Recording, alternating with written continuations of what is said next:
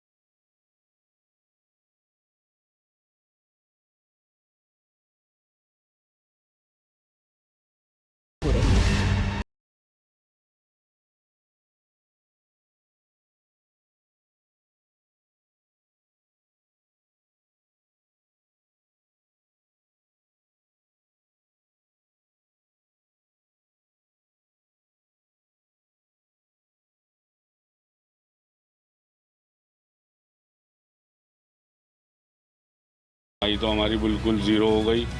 बच्चों की फीस है, सब कुछ है, इनके खर्चे हैं। इस वक्त बहुत परेशानी से ये साल हमारा गुजरेगा। केवल घूमने फिरने पर अंकुश नहीं है, पर्यटन से जुड़े लोगों के जीवन पर बन आई। ट्रैवल एजेंसी का तो और ज्यादा बुरा हालत है मैम। होटल तो थोड़ा बहुत चला, travel agency almost zero income है। जीवनी से जुड़ा यही संकट था जिस वजह से प्रधानमंत्री नरेंद्र मोदी ने कह दिया था कि राष्ट्रव्यापी लॉकडाउन नहीं लगाया जाएगा और राज्य भी इसे अंतिम विकल्प माने। आज की स्थिति में हमें देश को लॉकडाउन से बचाना है। मैं राज्यों से भी अनुरोध करूंगा कि वो लॉकडाउन को अंतिम विकल्प के रूप में ही इस्तेमाल करें।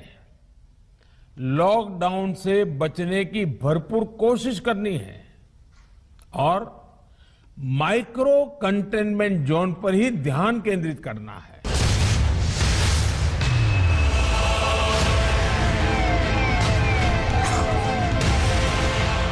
लेकिन कोरोना ने दूसरी लहर में ऐसा विकराल रूप धारण किया कि लॉकडाउन अंतिम ही नहीं, इकलौता विकल्प रह गया।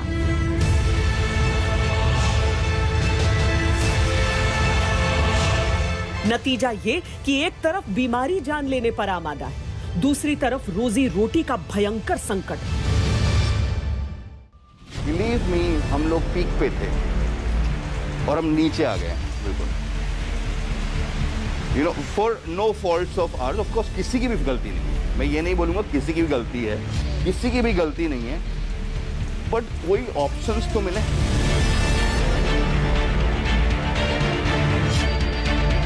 बस 1.5 महीने पहले अंतर्राष्ट्रीय मॉनेटरी फंड ने भारत के आर्थिक विकास के पूर्वानुमान को अपग्रेड किया था और 12.5% पर दुनिया की बड़ी अर्थव्यवस्थाओं में सबसे बेहतर होने का फोरकास्ट किया था।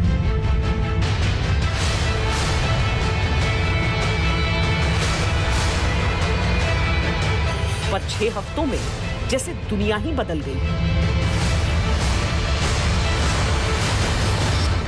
पर्यटन उद्योग के लिए तो ये पूरा समय जो है वो एक ऐसे बुरे सपने की तरह है और नींद टूट ही नहीं रही। 14 महीनों से ये पूरा उद्योग तड़प रहा है कि कैसे वापस अपने पैरों पर उठ खड़े होंगे। कुछ रिजॉर्ट्स जरूर थे जो पहले वेव और दूसरे वेव के बीच का जो समय था, उस समय जिन लोगों ने पर्यटकों को देखा, लेकिन चाहे एयरलाइंस हो या फिर जो शहरी होटल्स हैं, कस्बों में होटल्स हैं, उनका पूरा का पूरा कारोबार चौपट हुआ पड़ा है, लेकिन तनख्वाह अभी भी अपने जो एम्प्लॉयज हैं, जो काम करते हैं, उन्हें देना है। आगे कैसे काम चलेगा ये इनकी समझ से परे है।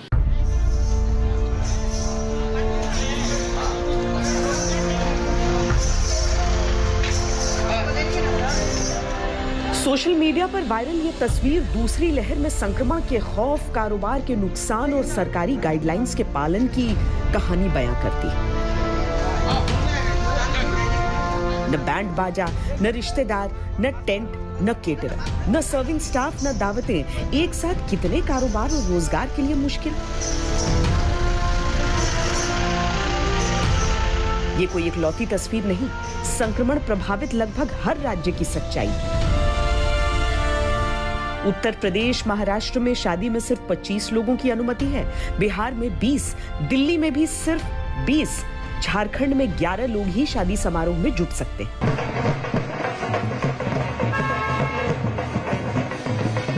समारोहों और उत्सवों के लिए दिल्ली का अंदाज किससे छिपा है?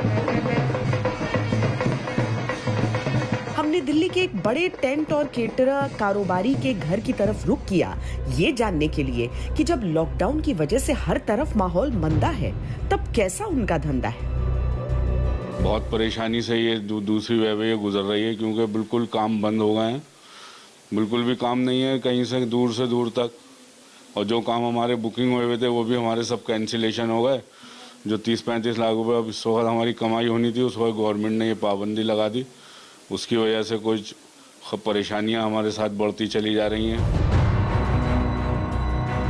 हिसाब किताब की डायरी के पन्ने कोरे छूट रहे हैं, ऑर्डर का इंतजार रहता है, लेकिन जब शादी ब्याह की रौनकों पर संक्रमण और गाइडलाइंस की मजबूरी हो, तो इंतजार बस इंतजार रह जाता है।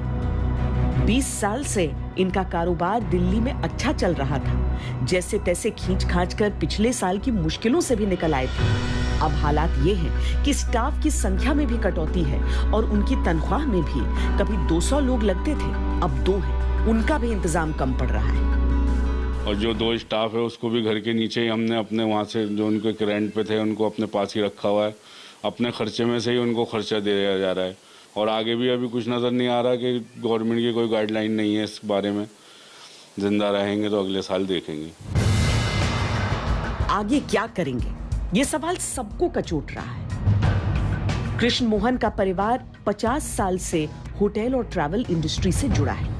पिछला साल जैसे तैसे निकल गया, इस साल अब हिम्मत टूट रही है। आमदनी है नहीं, खर्च में कोई कमी नहीं। आज की तारीख में सबसे बड़ी समस्या पूछूं आपसे लॉकडाउन की आपको, तो क्या है? एक तो आमदनी नहीं है, सबसे बड़ा प्रॉब्लम है आज की तारीख में, आमदनी नहीं है। तो लाइबिलिटीज़ बहुत हैं, जो हमारे फिक्स्ड कॉस्ट हैं, सैलरी है, इलेक्ट्रिसिटी हो गया, अदर टैक्सेस हो गया, तो वो सबसे बड़ा समस्या आज की तारीख में। कितने एम्प्लॉयज़ हैं आपके? हमारे पास करीबन 150 एम्प्लॉयज़ हैं होटल विंग में। होटल विंग में, यस। और ये दिल्ली की बात आप कर रहे हैं, आपके और भी? नहीं, दिल्ली की बात कर रहा हूँ मैं। दिल्ली में 150 एम्प्लॉयज़ हैं। हाँ। तो जिसमें से हम रेगुलरली सैलरीज दे रहे हैं। आज के तारीख में काफ़ी एम्प्लॉयज़ हैं पुराने कई सालों से जुड़े हुए हमारे साथ, तो उनको सैलरीज दे रहे हैं, भी हमारे अपने रिसोर्सेज से दे रहे हैं। कैसे मैनेज कर रहे हैं? नहीं, बहुत दिक्कत है। मेरे ख्याल से 14 महीने हो गया अभी लॉकडाउन के अंदर। तो लास्ट लॉकडाउन के बाद भी जब खुला था तो अनफॉर्चुनेटली ये जो हॉस्टल और हॉस्पिटैलिटी इंडस्ट्री बहुत ज़्यादा पिकअप नहीं किया, खास करके सिटी होटल्स ने सिर्फ 20 से 30% का ऑक्यूपेंसी किया। तो लिटरली अगर हमारे लिए देखा जाता तो कैश फ्लोज हमारे पास पिछले 14 महीने से नहीं है हमारे पास। तो जो हमको जो गवर्नमेंट ने थोड़े बहुत जो ECGL लोन्स दिए थे लास्ट टाइम, जो हमारे एक्रूअल्स है, जो हमारे ODs हैं, उसमें से हम काम चला रहे हैं फिलहाल तो बट अभी काफ़ी दिक्कत हो रहा है, बिकॉज अभी कैश फ्लोज एकदम जीरो हो गए हमारे पास भी। पर्यटन से भारत की GDP में 7% हिस्सा आता है। पिछले साल जब हालात धीरे धीरे सामान्य होने जैसे लग रहे थे, तब ये क्षेत्र थोड़ा उत्साहित था। जम्मू कश्मीर से लेकर उत्तराखंड तक पर्यटकों के लिए तैयारियां थीं। दूसरी लहर के कहर ने वो उम्मीदें भी इस बार चौपट कर दी। आउटबाउंड आप देखोगे तो जीरो बिजनेस हुआ, इनबाउंड तो कोई आ ही नहीं रहा था, यहाँ पे जीरो है। जो डोमेस्टिक टूरिज्म हुआ मैम, वो थोड़ा बहुत जो उठा वो सिर्फ रिसोर्ट्स पे उठा है। एंड मोस्टली अगर आप देखेंगे तो कई महीने तक जो लॉकडाउन खुलने के बाद लोग अपने कारों में जा रहे थे, they were not going through the organised travel. तो रिसोर्ट्स फुल थे, तो रिसोर्ट्स को डायरेक्टली बिजनेस मिला। रिसोर्ट जाने के लिए जो था खुद का अपने कारों में गए, क्योंकि लोगों को लगा कि पब्लिक ट्रांसपोर्ट सेफ नहीं है। तो दैट्स वाई ट्रैवल एजेंट को तो बिजनेस था ही नहीं कुछ भी। लॉकडाउन के समय में कुछ ऐसे छोटे कारोबार रहे जो कि सबसे पहले लॉक किए गए और सबसे आखिर में खोले गए, जैसे जिम्स हो गए या फिर पार्लर्स हो गए, जहां पर कांटेक्ट की गुंजाइश थी। और ये सारी वो उद्योग है, भले ही बहुत बड़ा ये कारोबार ना हो, लेकिन छोटी छोटी संख्या में इतने लोगों को ये रोजगार देता है कि इस पर भी जो प्रभाव पड़ा है वो पूरी अर्थव्यवस्था पर नजर आ रहा है।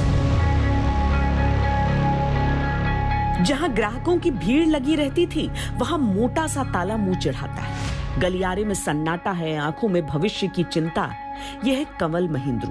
नोएडा में 6 साल से लग्जूरियस सैलून चलाते आए हैं। बीते साल महामारी के प्रकोप से लड़खड़ाए बिजनेस को संभालने की कोशिश कर ही रहे थे कि दूसरी लहर ने हिम्मत उखाड़ी। Let me tell you, 70 salons have closed down. 70 yes, Noida में बंद हो चुके हैं। यानी कि सीधे तौर पर उस उनमें जितने लोग काम कर रहे थे वो सब बेरोजगार हो चुके हैं। सब बेरोजगार हो गए, लोगों को सैलरी नहीं मिल पा रही थी, अभी भी लोग सैलरी नहीं दे पा रहे हैं। बिलीव मी, जिनकी सैलरी 10-10 हज़ार 15-15 हज़ार बेचारे स्टाफ थे, उनको हम जैसे लोग भी 5,000 7,000 8,000 करके पे कर पा रहे हैं, क्योंकि जब अर्निंग ही नहीं है तो लाएंगे कहाँ से। कितने लोगों को आप एम्प्लॉय किया है आपने? सो वी हैड अर्लियर, हमारा फर्स्ट लॉकडाउन से पहले we had 18 people. After the lockdown open, जब हमने लॉकडाउन खोला, जब हम वापस रीओपन किया, that was on 2 June 2020। So we open with 6 people. आए नहीं बाकी वापस, कुछ गांव चले गए और ऑफ कोर्स डर था उनके मन में कि आ भी पाएंगे कि नहीं आ पाएंगे, वापस वैसा ना हो जाए। सो अभी इतना टाइम पहले लास्ट ईयर किया, फिर लास्ट ईयर से धक्का मार मार के गाड़ी चला रहे हैं, अब वापस गाड़ी बंद है। इतना पैसा नहीं है कि अब वापस इन्वेस्ट कर सके, तो अभी बिल्कुल ही ब्लैंक हो चुके हैं हम लोग। एंड ऑफ कोर्स हम लोगों सबको एक साथ आके किसी को तो बोलना पड़ेगा कि क्या कर सकते हैं, क्या नहीं कर सकते हैं। सैलून, जिम, सिनेमा, ये कुछ ऐसे कारोबार थे जो पिछले साल लॉकडाउन लगते ही सबसे पहले लॉक किए गए और सबसे आखिर में इनके अनलॉकिंग की बारी आई। बीते साल के घाटे को पूरा नहीं कर पाए, काम सेविंग्स से चला, अब वो भी मुश्किल है। हालांकि शिकायत किसी से नहीं, इंतजार भाग्य के खुलने का है।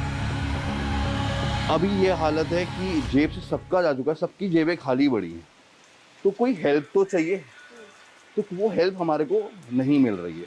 ठीक है, नॉट दैट कि आई एम नॉट श्योर कि हमें करना क्या है। हमें मैं शायद मेरे तरफ से तो मैं ये सोच रहा हूँ कि कुछ ऐसा काम करें कि अब घर से कुछ करना शुरू करें।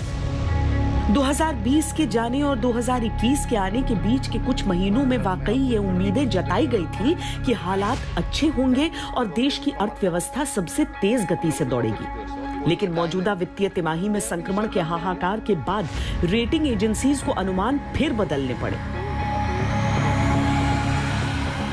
बार्कलेज ने 11% से घटाकर जीडीपी ग्रोथ को 10% कर दिया और ये भी जोड़ा कि अगर अगस्त तक लॉकडाउन जैसी परिस्थितियां रहीं तो ये दर 8.8% से नीचे जा सकती है। क्राइसिल ने भी पहले ग्रोथ रेट में बढ़ोतरी का अनुमान 11% जताया था, लेकिन अब मई के अंत तक पीक रहने और लॉकडाउन की स्थिति बने रहने पर 9.8% की वृद्धि का अनुमान लगाया। लेकिन जून तक ये स्थिति अगर बनी रही तो 8.2% से भी नीचे जाने की आशंका जताई। S&P ग्लोबल रेटिंग्स ने भी 11% से भारत की जीडीपी ग्रोथ रेट का अनुमान गिराकर 9.8% किया है। Could be fairly tough times for us this year because overall consumption is going to be retarded, primarily on account of limited growth in jobs, limited growth in income, and to top it all, more expenditure on health and healthcare, which means there's less money left for discretionary spending. So I think this all fits into this picture of saying that growth is going to be lower at around 9.2%. हालांकि मई के पहले सप्ताह में RBI governor ने growth rate पर ज्यादा असर न पड़ने की बात कही थी। फिलहाल कंवल महिंद्रू जैसे तमाम छोटे कारोबारी विकल्प की तलाश में हैं। नुकसान का अंदाजा इस बात से लगाया जा सकता है कि अगर एक भी उद्यम बंद हो रहा है तो कितनों के सामने रोजी रोटी का संकट खड़ा हो रहा है। कारोबार छोटा हो या बड़ा हो, ये किसी की रोजी है। जब लॉकडाउन खत्म होगा, दुकानें खुलेंगी, तब भी जीवन अचानक सामान्य नहीं होगा, क्योंकि जिन्हें खर्च करना है उनकी भी जेबों से पैसा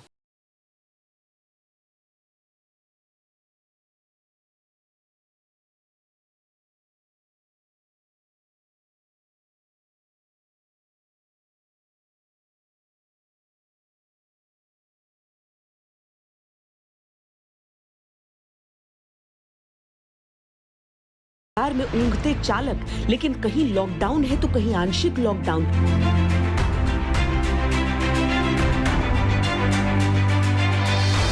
उससे भी बड़ा नुकसान ये कि लोग संक्रमण के डर से कमर्शियल गाड़ियों की सवारी से सकुचाने लगे। ऐसे में कैसे घर चलता है, कितनी उम्मीदें बाकी हैं, ये सवाल जरूरी हो जाता है। घर में कौन कौन है?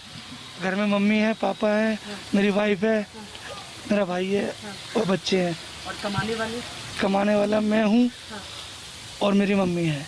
अच्छा जी, और मेरा भाई है, पापा नहीं कमाते। कैसे ये काम हो पा रहा है आपका, चल पा रहा है? कितने दिन तक ऐसे चल पाएगा आपको लग रहा है? मैडम कह तो रहे हैं कि ये 30 मई तक, हमने सुना है 30 मई तक का है ये लॉकडाउन। तब तक आप भी हिम्मत अपनी जुटाए हुए हैं? जी जी मैडम, क्या करें, इतने दिन हमने काट लिए और थोड़े दिन काटने पड़ेंगे, क्या करें। ये भारत का नक्शा देखिए, जहां लाल रंग दिखता है वहां पूर्ण लॉकडाउन की स्थिति रही है, और जहां स्लेटी रंग दिख रहा है वहां आंशिक लॉकडाउन या रात के कर्फ्यू की स्थिति। ऐसे में अनुमान लगाना मुश्किल नहीं है कि छोटे छोटे कामों पर आश्रित लोगों की स्थिति क्या हो चुकी होगी। सेकेंड वेव की अर्थव्यवस्था पर असर के आकलन आना शुरू हो गए हैं। हालांकि हमारे पास अभी जो साल की पहली तिमाही है उसकी शुरुआती 2 महीनों के करीब खड़े हुए हैं, पर जो तात्कालिक अनुमान है उस हिसाब से लगभग देश का 70% जीडीपी अस्थायी लॉकडाउन के असर में है। जो हम पार्शियल लॉकडाउन देख रहे हैं सप्ताहांत में या वीकेंड के लॉकडाउन, और जो अब बड़े लॉकडाउन में बढ़ा दिए गए हैं। जो आज अलग अलग एजेंसियों के आकलन है उस हिसाब से हर महीने करीब 1.5 लाख करोड़ से 1.5 लाख करोड़ रुपए के आसपास के जीडीपी का नुकसान हर महीने हो रहा है, और इसका असर हमें रोजगार, बचत और बाकी चीजों पर दिखाई दे रहा है। मन क्या कह रहा है कि लॉकडाउन जल्दी खत्म हो? खत्म होना चाहिए, मतलब खत्म जल्दी भी ना भी हो, क्योंकि बीमारी से तो पहले बचना है। वो तो बाद में भी कमा लेंगे, कोई ऐसी बात नहीं। अभी तो मेरे हिसाब से तो 31 मई तक लॉकडाउन होना ही चाहिए। अभी हिम्मत बांध कर आप बस रहना। हाँ जी, समझे नहीं। अब सबसे पहले तो शरीर है ना, अगर शरीर रहेगा तो सब कुछ रहेगा। अब जल्दीबाजी में क्या फायदा, 2 रोटी कम खा लो बढ़िया, मतलब सेफ तो है ना। जानकारों ने भारत की अर्थव्यवस्था की जो मौजूदा तस्वीर बनाई है वो जनवरी महीने में वी शेप में रिकवरी दिखा रही थी, लेकिन अब अप्रैल बीतते बीतते ये यू शेप की हो चुकी है, जिसके एक तरफ कृषि है, दूसरी तरफ आईटी सेक्टर, एक तरफ के ढलान पर ऑर्गेनाइज्ड और ऑटोमेटेड मैन्युफैक्चरिंग सेक्टर, दूसरे ढलान पर ऑनलाइन सेवाएं। इन सब के बीच टैक्सी, ऑटो, रेहड़ी, खोमचे वाले कहां फिट बैठते हैं, ये अपने आप में एक सवाल है।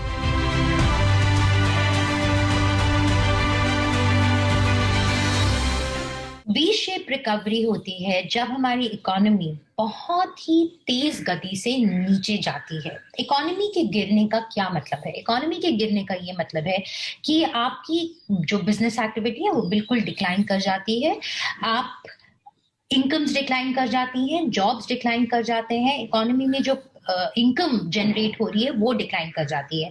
तो पिछले साल 2020 में जब लॉकडाउन अनाउंस किया गया तब पूरी बिजनेस एक्टिविटी सस्पेंडेड थी, बंद थी। तो पहली बार पूरी इकोनॉमी में कोई काम नहीं हुआ, कोई जनरेशन, मैन्युफैक्चरिंग में फैक्ट्रीज बंद थी, और ये 2-4 दिन की बात नहीं है, 2-2 महीने बंद थी। तो आप सोचिए जो MSMEs थी, जो बड़ी फैक्ट्रीज भी थी, उन सब की प्रोडक्टिविटी बिल्कुल आर्थिक असर पर आप हमारी ये खास पेशकश देख रहे हैं। बात अब महाराष्ट्र की करते हैं, क्योंकि समूचे देश की जीडीपी में जिसका सबसे अधिक योगदान है वो राज्य है महाराष्ट्र। लेकिन पिछले साल भी महाराष्ट्र पर बहुत असर पड़ा था। इस साल भी बाकी राज्यों का लॉकडाउन एक तरफ और महाराष्ट्र ने उससे पहले से और सबसे लंबा लॉकडाउन चलाया है। जाहिर है अगर महाराष्ट्र की अर्थव्यवस्था पर असर पड़ता है तो समूचे देश की अर्थव्यवस्था पर असर पड़ना लाजमी है।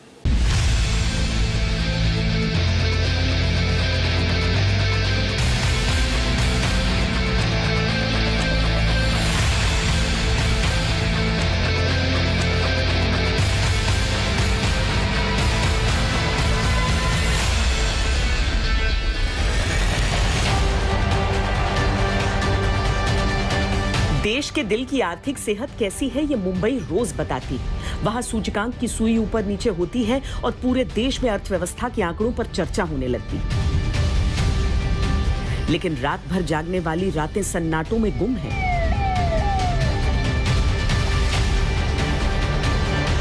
दिन भर रेंगते रहने वाले दिन थम गए हैं। एक बड़ा वर्ग जो रोटी रोजगार के लिए कभी डब्बा वाला, कभी पानी पूरी वाला, कभी वड़ा पाव वाला बनकर चौपाटी से मरीन ड्राइव तक नजर आता था, वो दिखता नहीं। कब दिखेगा कोई दावा नहीं कर सकता। केसेस कम हो रहा है, लेकिन अभी भी लोगों के मतलब सेंटिमेंट में ऐसा नहीं है कि सब ठीक हो गया और अभी शुरू कर देते हैं, ऐसा नहीं है। अभी भी जो वर्कर्स काफी वापस चले गए हैं क्योंकि इधर काम नहीं है, गांव चले गए हैं, और उनको टाइम लगेगा ये भरोसा देने में कि नहीं अभी फिर से थर्ड वेव नहीं आया है। तो अब अगर 2-3 महीना अच्छा चलेगा तभी हम लोग देख सकते हैं कि जॉब्स फिर से आएंगे और जो माइग्रेंट वर्कर्स है वो भी वापस आएंगे। देश की जीडीपी में सबसे बड़ा योगदान होता रहा है महाराष्ट्र का, लेकिन दुर्भाग्यवश कोरोना की दोनों लहरों में सबसे ज्यादा संक्रमण भी इसी के हिस्से में आया। नतीजा आर्थिक गतिविधियों पर ब्रेक और सबसे सख्त लॉकडाउन। मुंबई महाराष्ट्र की स्पिरिट छोटी बड़ी इकाइयों में काम करने वाले लोगों से मिलकर बनी। लॉकडाउन ने सब पर असर डाला है, उत्पादन पर भी, काम पर भी, सोच पर भी।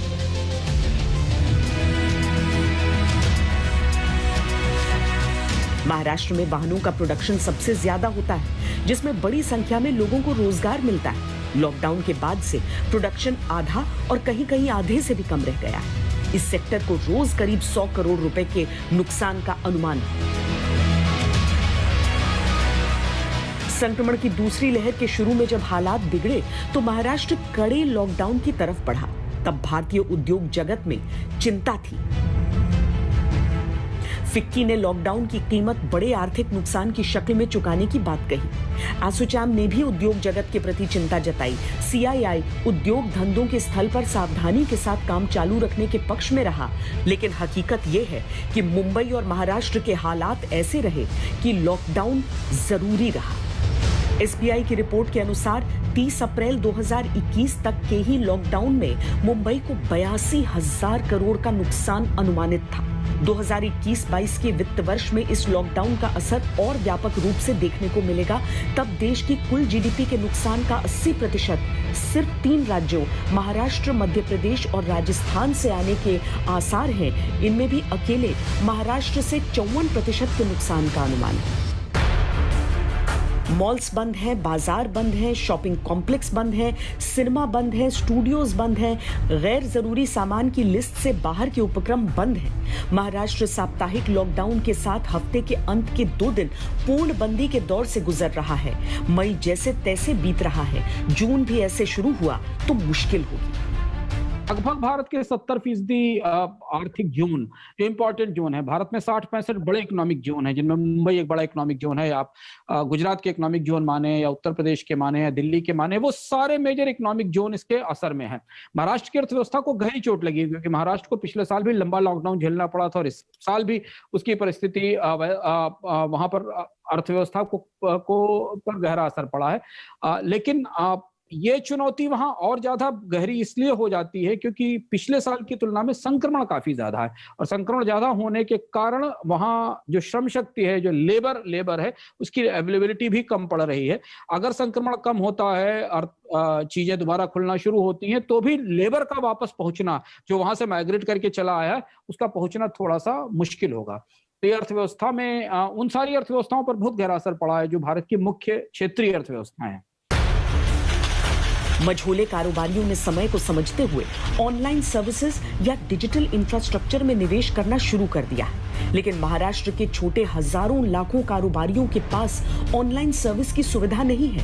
लिहाजा लॉकडाउन के प्रतिबंधों में ढील ही उनके पास एकमात्र विकल्प है। परिस्थिति बहुत विकट है, जान बचाना सबसे ज्यादा जरूरी है, ये सब जानते हैं, लेकिन जान बचने का इंतजार बस लंबा होता जा रहा है। लॉकडाउन की वजह से छोटे बड़े कारोबार पर असर पड़ता है तो उसका सीधा असर पड़ जाता है रोजगार पर। आने वाले दिनों के लिए भी आंकड़े बहुत अच्छा संकेत नहीं दे रहे हैं जहां तक बेरोजगारी का सवाल है। बेरोजगारी की दर की अगर पहली लहर से तुलना करें तो दूसरी लहर में उसका असर कितना और कैसा पड़ रहा है, ये समझा जा सकता है। Centre for monitoring Indian economy की रिपोर्ट के अनुसार पिछले साल कोरोना की पहली लहर के दौरान मई 2020 में बेरोजगारी की दर सबसे अधिक 21.73% थी। ये तब की स्थिति थी जब एक साथ पूरे देश में लॉकडाउन लगा दिया गया था। CMI के अनुसार 16 मई तक बेरोजगारी दर 14.45% हो चुकी है, जबकि एक सप्ताह पहले 9 मई तक ये 8.67% यानी लगभग आधी थी। मार्च 2021 में बेरोजगारी की दर 6.5% थी, जो अप्रैल 2021 में 7.97% तक आ गई। चिंता की बात यह है कि अगर मध्य मई में बेरोजगारी की दर डबल हो रही है तो आगे क्या स्थिति होगी, और अगर पाबंदियों का असर जून तक गया तब क्या दुष्प्रभाव देखने को मिल सकते हैं।